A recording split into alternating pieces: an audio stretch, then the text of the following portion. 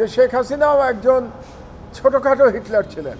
হিটলারের মতো ক্ষমতা তার ছিল না, কিন্তু মানসিকতায় তিনি হিটলারকে ছাড়িয়ে গিয়েছিলেন। পতিত ফ্যাসিবাদের দালালরা বলছে যে আগেই ভালো ছিল, যেখানে শেখ হাসিনা বলেছিলেন হত্যা করে লাশ গুম করে ফেলতে। যে দ্বিতীয় বিশ্বযুদ্ধে আমাদের মনে আছে যে হিটলার তার দেশে কমিউনিস্ট এবং ইহুদিদের গণহত্যা চালানোর জন্যে তার গণহত্যা চালিয়েছিল, এবং চালানোর পরে যখন সারা পৃথিবী জানতে পারল যে সেই দেশে কী ধরনের জুলুম চালানো হয়েছে, কিভাবে গণহত্যা চালানো হয়েছে, কয়েক মিলিয়ন জার্মান নাগরিককে হত্যা করা হয়েছে, তখন সারা পৃথিবী বলেছিল যে আর যেন কখনো এরকম দানবের আগমন না ঘটে।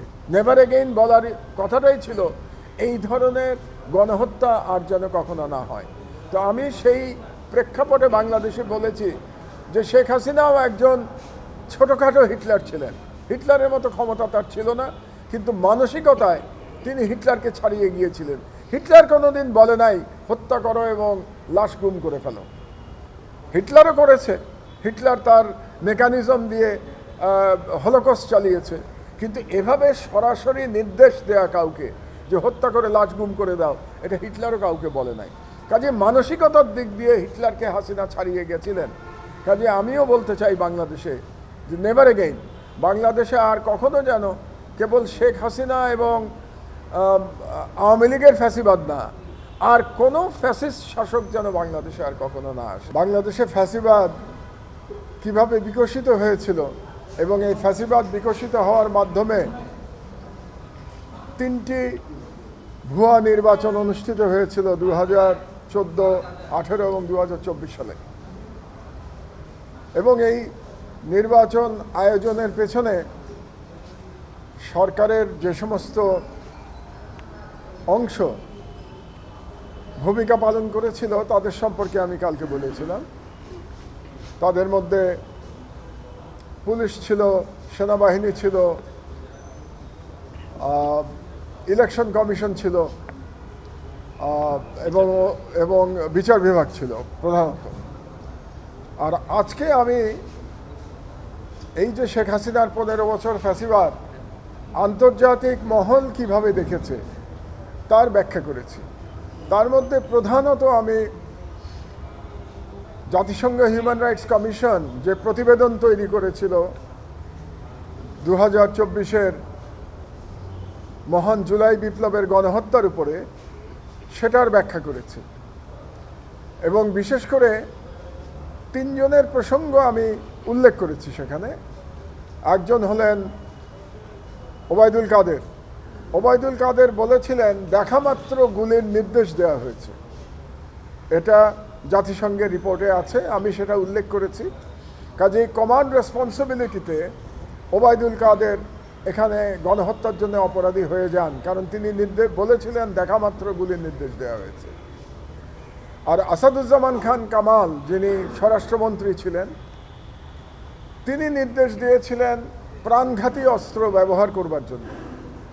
এবং প্রতিদিন তার বাড়িতে কোর কমিটির মিটিং হতো, যেই কোর কমিটির মিটিংয়ে পুলিশের আইজি, যিনি এই মামলার আসামি এবং রাজসাক্ষী আব্দুল্লাহ আল মামুন, এবং অন্যান্য আইন শৃঙ্খলা বাহিনীর প্রধানগণ এবং গোয়েন্দারা, সরকারের বিভিন্ন গোয়েন্দারা উপস্থিত থাকতেন, এবং তারা প্রতিদিন সিদ্ধান্ত নিতেন যে পরের দিন কিভাবে গণহত্যা চালানো হবে।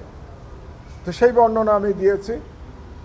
আর সর্বোপরি শেখ হাসিনা নিজে বলেছিলেন যে যারা আন্দোলনের নেতৃত্ব দিচ্ছে তাদেরকে হত্যা করো এবং তাদের লাশ গুম করো। কতটা ভয়াবহ একজন সরকার প্রধান হতে পারে যে সে সন্তান তুল্য ছাত্রদের কথা বলছে হত্যা করবার জন্যে এবং তাদের লাশ গুম করবার জন্যে। আমার খুব অবাক লাগে এখন যখন কাউকে বলতে শুনি যে আগেই ভালো ছিল। এত তাড়াতাড়ি তারা এই দানবদের কাহিনী ভুলে গেছে বাংলাদেশের জনগণ, বা বাংলাদেশের জনগণ ভুলে নাই, বাংলাদেশের যারা সুবিধা পাচ্ছে না বর্তমান সরকারের আমলে, ব্যক্তিগত সুবিধা পাচ্ছে না, তারাই বলছে, এবং পতিত ফ্যাসিবাদের দালালরা বলছে যে আগেই ভালো ছিল, যেখানে শেখ হাসিনা বলেছিলেন হত্যা করে লাশ গুম করে ফেলতে। এবং আজকে এবং আরও একটা কথা আমি বলেছি শেখ হাসিনা সম্পর্কে বলা আছে সেই তদন্ত রিপোর্টে জাতিসংঘের, যে পুলিশের একজন ডিআইজি পর্যন্ত তিনি নিজে নিয়োগ দিতেন, অর্থাৎ তার নিজের চেনা খুনিদের তিনি নিয়োগ দিতেন পুলিশে, সেনাবাহিনীতে, র্যাবে, সর্বত্র। এভাবেই তিনি বাংলাদেশে ফ্যাসিবাদ কায়েম করেছিলেন এবং সারা বিশ্বে এটা এখন প্রমাণিত হয়ে গেছে যে বাংলাদেশ একটা ফ্যাসিস্ট রাষ্ট্র ছিল এবং শেখ হাসিনা একটা ফ্যাসিস্ট প্রধানমন্ত্রী ছিলেন, যিনি ভারতের নির্দেশে কাজ করেছেন, বাংলাদেশকে একটি উপনিবেশে পরিণত করেছিলেন। তিনি ভারত থেকে 1981 সালে বাংলাদেশে এসেছিলেন এবং বাংলাদেশের সম্পূর্ণ রাষ্ট্র ব্যবস্থা ধ্বংস করে দিয়ে 2024 সালে আবার সেই ভারতেই পালিয়ে গেছেন।